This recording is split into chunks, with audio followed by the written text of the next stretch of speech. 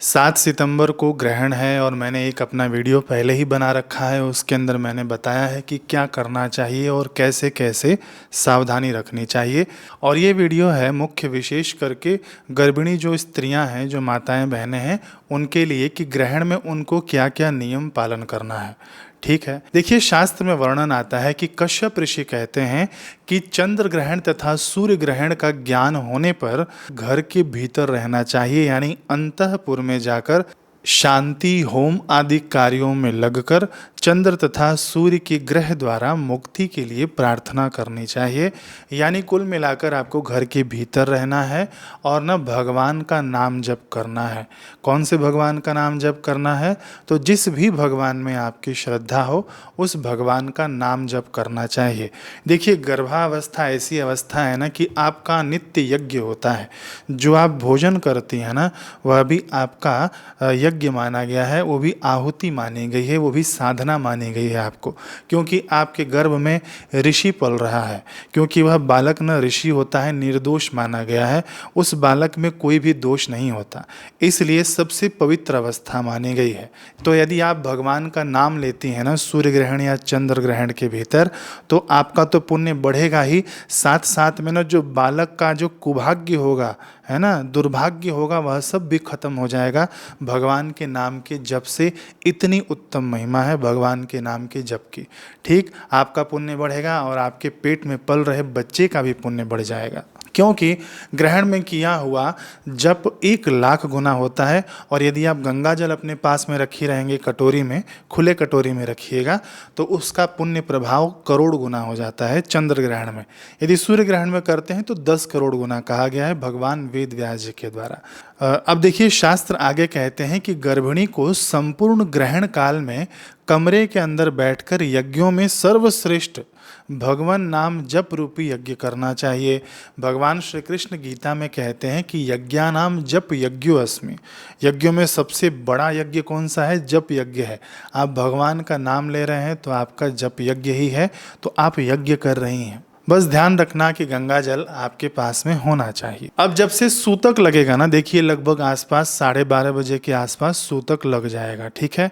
तो उस समय आपको क्या करना है कि आपके गर्भ के ऊपर ना, शास्त्र कहते हैं कि देसी गाय के गोबर का तुलसी पत्ता उसके अंदर थोड़ा मिला के उसका ना लीपन करना चाहिए अपने गर्भ पर, ठीक है। यदि आपको देसी गाय का गोबर नहीं मिलता हो, जर्सी का उपयोग नहीं करना है, ठीक, तो देसी गाय का यदि आपको गोबर नहीं मिलता हो ताज़ा, तो आप ना गेरू मिट्टी से के द्वारा भी आप अपने पेट के ऊपर लीपन कर सकती हैं। गेरू मिट्टी क्या होता है? लाल वाली जो मिट्टी होती है ना, उसको गेरू मिट्टी कहते हैं।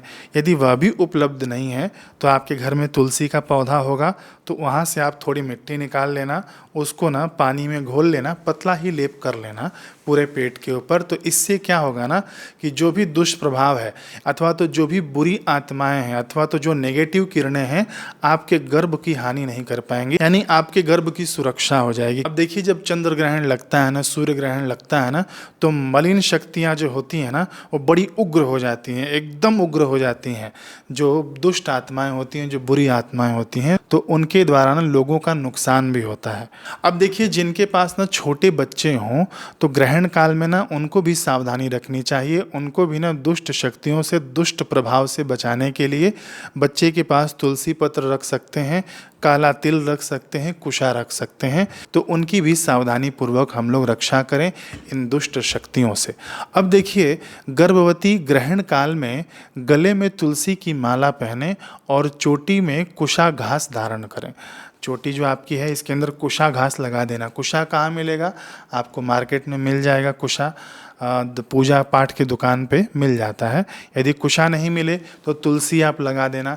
यदि तुलसी नहीं मिले तो अपने बाल में आप काला तिल रख लेना, ठीक है। तो ये केवल गर्भवती माताओं के लिए नहीं है, सभी लोग कर सकते हैं। हम लोग खुद करते हैं, कुशा लगाते हैं अपने बाल में। ये माताएं भी करें और पुरुष भी करें।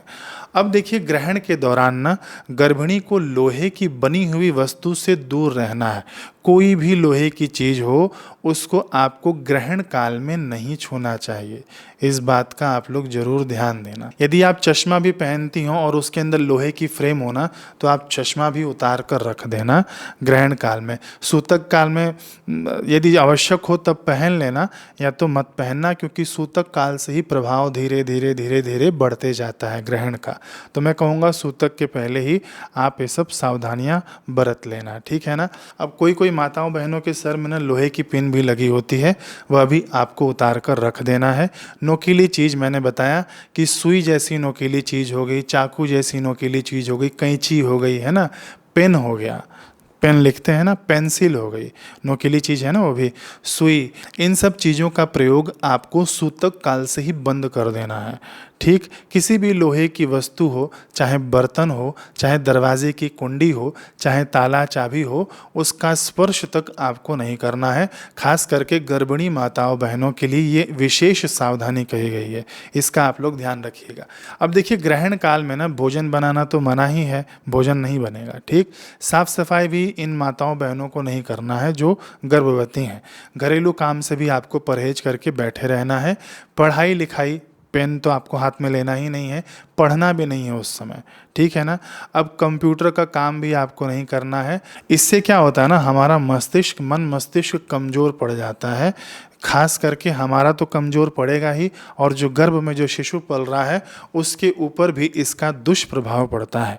ग्रहण काल में घर से बाहर निकलना, यात्रा करना, चंद्रमा के बिंब का दर्शन करना कि देखते हम ग्रहण कैसा लगा हुआ है, ये भी आपको सर्वथा वर्जित है। ग्रहण काल के दौरान पानी पीना, भोजन करना, ये तो मैंने पिछले वीडियो में भी बताया है, लेकिन आप लोगों के लिए विशेष फिर से बता देता हूँ।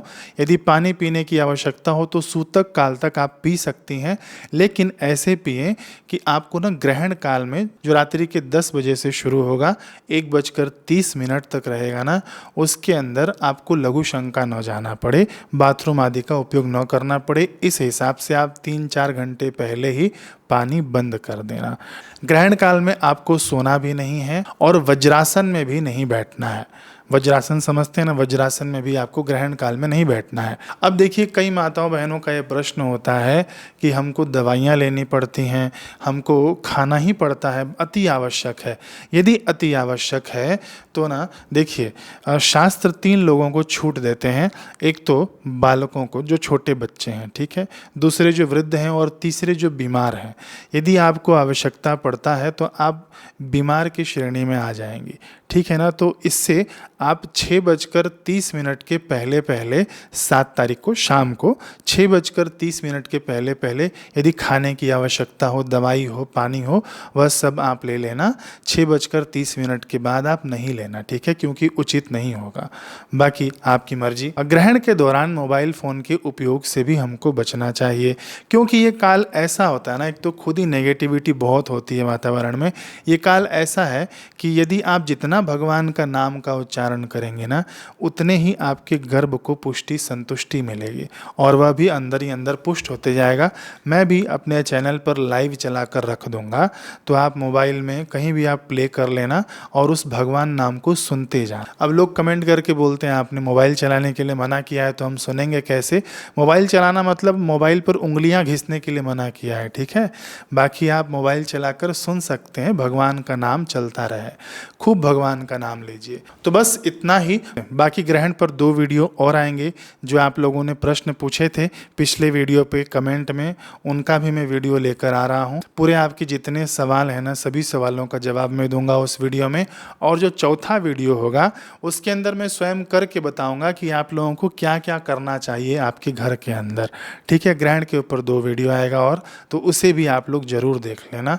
मिलते हैं फिर अगले वीडियो में। हरे कृष्ण।